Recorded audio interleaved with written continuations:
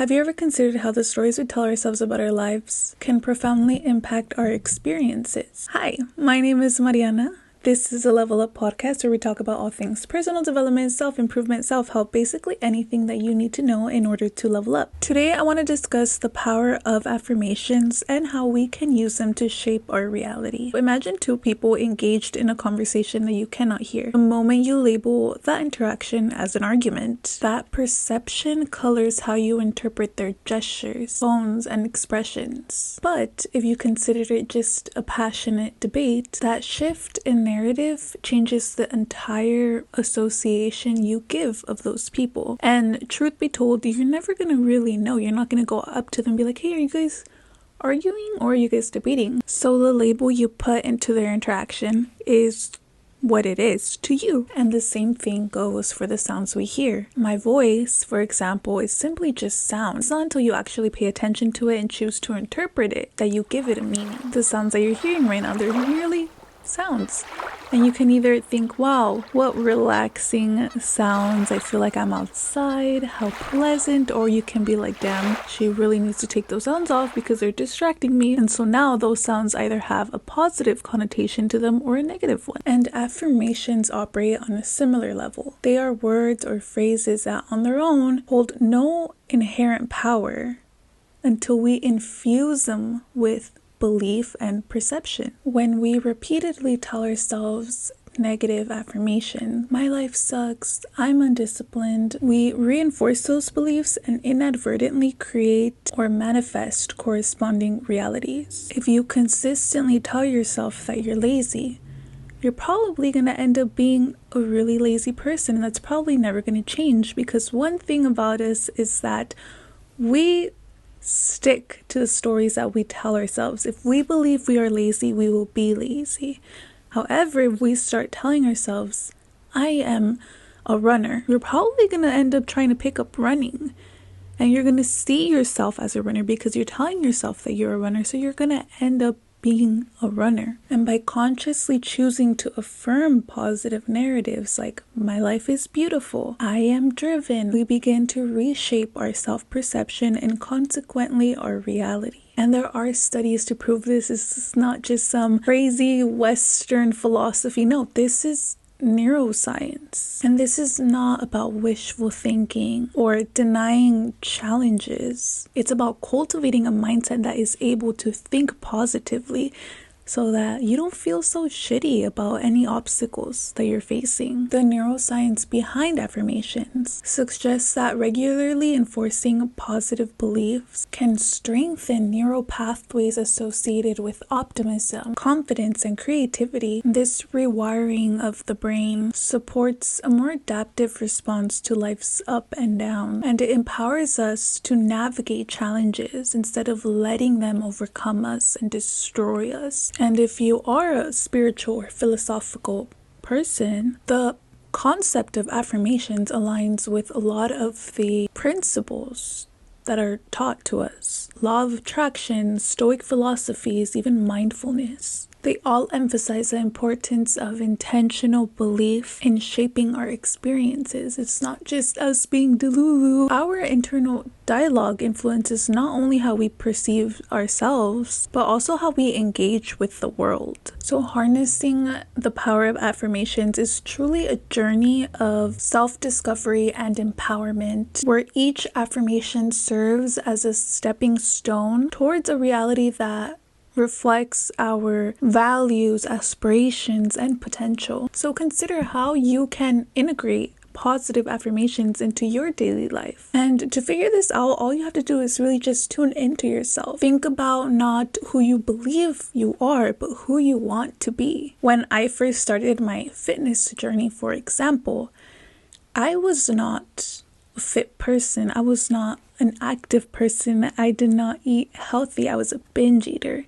And I kept telling myself, I have a binge eating disorder. I am a binge eater. I will never be able to not binge. I will never be able to be fit or be confident because I am a binge eater. So that led to me reinforcing this belief of me being a binge eater. And so I showed up every night as a binge eater. It's not until I told myself I have the power to control when I binge.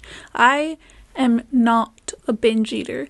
I am healthy. I care about the food that I put in my body. When I started telling myself that, even though at first I didn't show up as that person, eventually I did become that person, because if you are constantly telling your mind something, your mind is going to want to reaffirm the beliefs that it has. So if you create this negative belief about yourself, you're going to show up as that person because your mind is going to want to push that onto you. Your mind doesn't like when things clash. But if you are telling yourself something beautiful about yourself, then your mind is going to want to make you this amazing person, because again, it's going to want to like fit together like a piece of a puzzle. So think about the positive narratives that you want to affirm to yourself. Who do you want to become? What are you telling yourself? Do those two things line up? And if not, well, what can you start or stop telling yourself so that your beliefs and your dream reality do line up? How can you use the power of perception to see challenges as opportunities for growth? When people tell you glass half empty versus glass half full, that shit matters. The way that you perceive the world will literally change it. For example, I used to have really bad road rage. And I didn't really realize that it was a problem until I started dating my boyfriend, and he would be like, dang, like, it's okay. Like, why are you getting so riled up? And then I would carry that road rage onto like my daily life. I would be so mad after driving. I would get home and everything would piss me off. My parents would try to talk to me. I was, don't talk to me. I had a horrible time coming here. My pets would try to come cuddle with me, and I'm like, oh my God, like, not right now. And I was like, it's the road rage. Like, I'm mad because somebody cut me off and I'm still mad about it. I need to learn how to not experience road rage, or at least not let it affect me. And so instead of thinking every time somebody cut me off, for example, I was like, oh my God, asshole. I was like, maybe this person was in a rush. I've been late to work. Maybe he's probably late to work. Oh my God, let him cut me. He's probably late to something. Like, I'm not late to anything right now. Let him cut me. And I don't know what was going on in this person's mind that he decided to cut me. He could very much well have just been a dick, or he could have actually just been in a hurry. Like, I'll never really know. But why would I tell myself, oh, he was just such an asshole, and oh, I hate him? And why would I tell myself that narrative and then end up being mad or thrown off the entire day? Your thoughts have the power to shape your reality, so choose them wisely. But affirmations is not just reading down a list of, I am grateful, I am healthy, I am wealthy, I am unique, no. Affirmations are more than that. Affirmations are every single sentence you tell yourself, what you tell yourself when you look in the mirror. If you're telling yourself you're ugly, you're affirming to yourself that you are ugly. If you tell yourself that you're beautiful and that you love yourself, that is what you are affirming to yourself. Affirmations is the way that you talk to others. If you're talking to someone and the whole time in your head, oh God, this conversation is so boring. I hate talking to you. Oh my God, please leave me alone. You're gonna start to dislike that person. But if you're telling yourself, oh, I love having conversations, I can tell you're a genuine person, to yourself in the head, when you're talking to someone, your whole perception of that person will be different. You can still have that list of affirmations. Now what I do is I have 3 affirmations in the morning, just 3 of things that I'm struggling with. I'm trying to build a healthy relationship with my parents, because for so long I was like this angsty kid that lashed out. I also have bipolar disorder and BPD, so my relationship with my parents suffered a lot because of it, and I'm trying to create a healthier relationship with them. So every morning, one of my affirmations is, I love my parents. They are super nurturing and caring towards me, and I love living with them.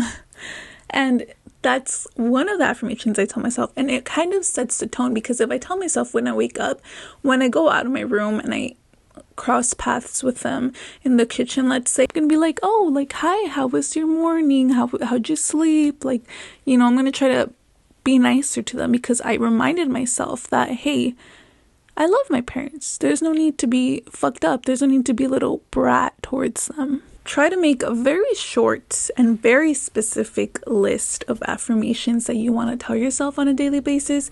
And if that doesn't work, that's fine. Remember that affirmations are every single thought that you have. Those are the real affirmations that matter. And thank you for joining me today. I hope that you learned a thing or two about the power of affirmations, perceptions, perspective. Use that knowledge to create a more positive reality for yourself. Don't forget to subscribe and like this video if you found it interesting. Until next time, and remember to stay mindful and continue to shape your reality with intention, purpose, and positivity.